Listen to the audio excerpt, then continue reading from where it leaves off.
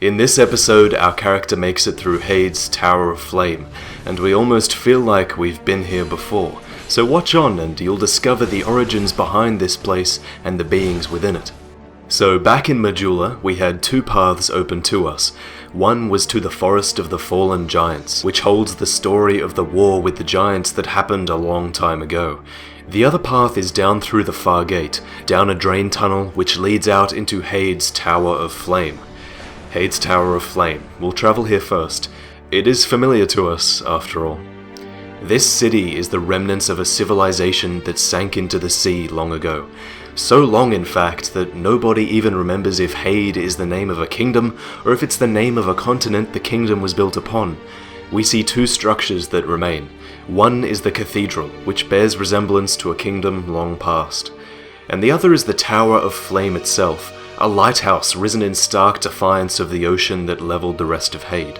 So, where are we? Why does this cathedral look so familiar? I'm going to try and answer some of these questions. And I should point out that we have two characters. One is just starting his journey, and the other is doing it all over again in New Game Plus. So it'll be interesting to see how things change. And the main reason I'm going to be cutting between two playthroughs is because it makes it more interesting, but also and mainly because New Game Plus actually changes the game in more ways than just making it more difficult. There's more enemies, and with more enemies comes more items and more item descriptions, and basically you get a fuller experience in New Game Plus. So one of our characters has lit the bonfire, and the other one throws an ascetic into it. The first enemy we fight are these giants, and these giants are old. Very old. Their equipment says that it's wielded by a warrior from a time so ancient that there exists no record of their endeavors. Their equipment is crumbling, yet it tells us that sometimes, just as a thing falls to pieces, it unleashes its last flash of great power.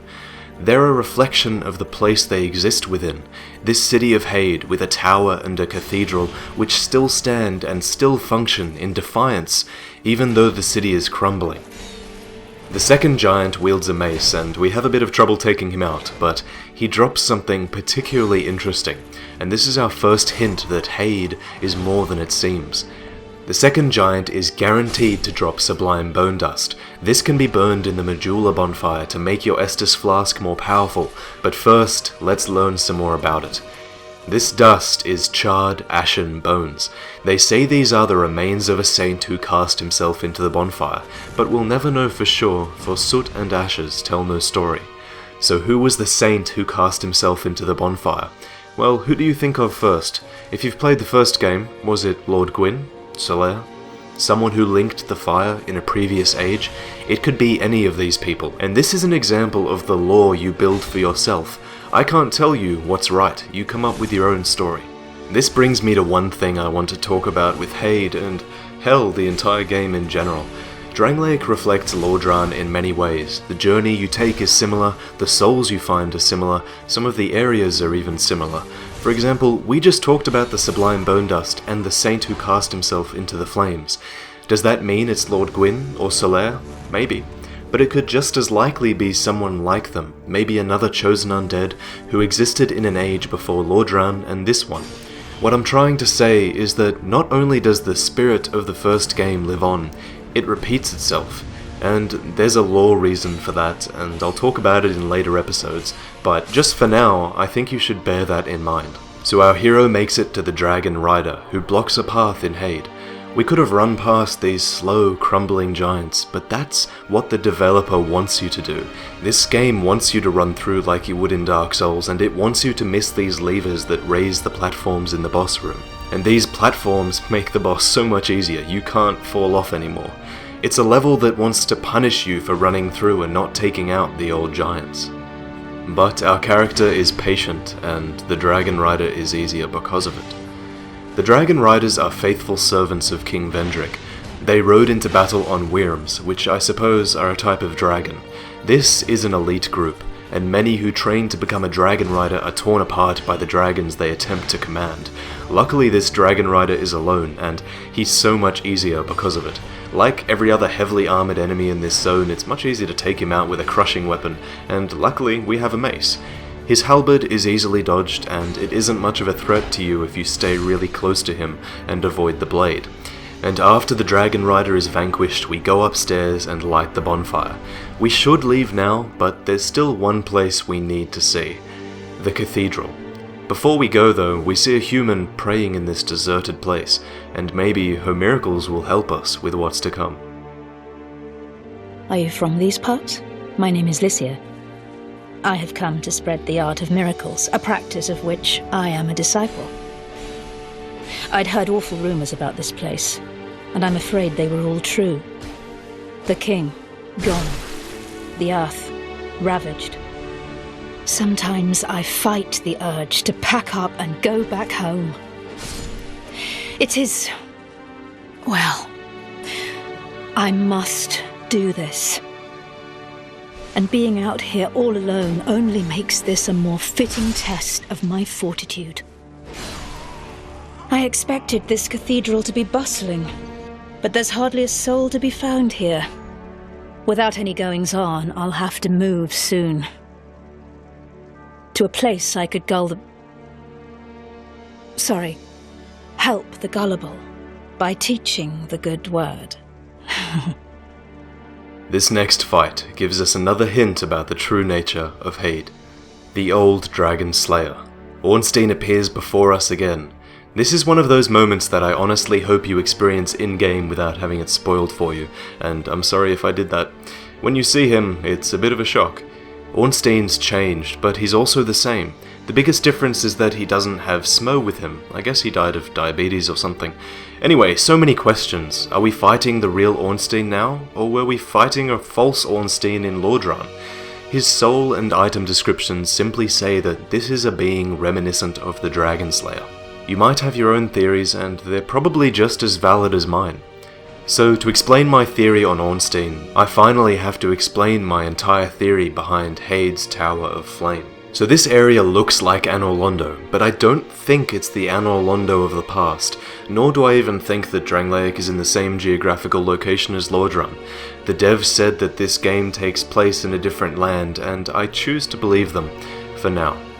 Heide's Tower of Flame has elements of Anor Londo, sure, but I think that's because it has people from Anor Londo within it.